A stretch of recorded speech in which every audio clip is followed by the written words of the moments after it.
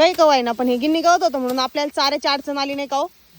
कसं कवाय ना, हे 15 गुंठे वाढलं. थंडी कमी झाल्यानंतर जरा यांनी ग्रीप घेतली म्हणून जर आमची चाऱ्याची अडचण मिटली, नाही तर आता लय डेंजर काम झालं असतं. यंदा आहे ना थंडी लय पडल्यामुळे ना सगळीकडे चाऱ्याची अडचण आलेली आहे. म्हणजे पाऊस जास्त झाला त्याच्यामुळे थंडी जास्त पडली, आणि थंडी जास्त पडल्यामुळे ना म्हणजे नेपियर गवत म्हणा किंवा इतर चारे आहे तर ते त्यांची वाढच झाली नाही. त्याच्यामुळं सध्या दुग्ध व्यवसायात आहे ना इतकी चाऱ्याची अडचण आलेली का बाज. म्हणजे अक्षरशः ज्या मकाचे भाव आहे का 1500-1600 रुपये गुंठा राहत होता का, त्याच मकाला अक्षरशः 2000-2500 रुपये गुंठा चालू आहे.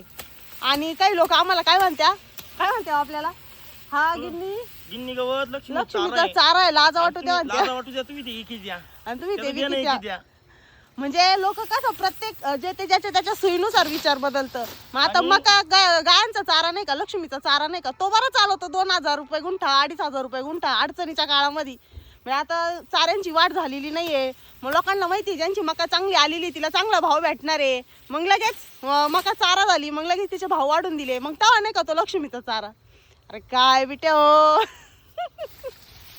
याच्यात पण आपलं हे नाही, बाकीचे कोणत्याच माळव्याला भाव नव्हता, पिकाला भाव नव्हता, म्हणून मकाचे भाव थोडेसे वाढून गेले. मग आम्हाला नाव नका ठेवू गिन्नीचं बियाणे ऐकताना असं म्हणायचंय.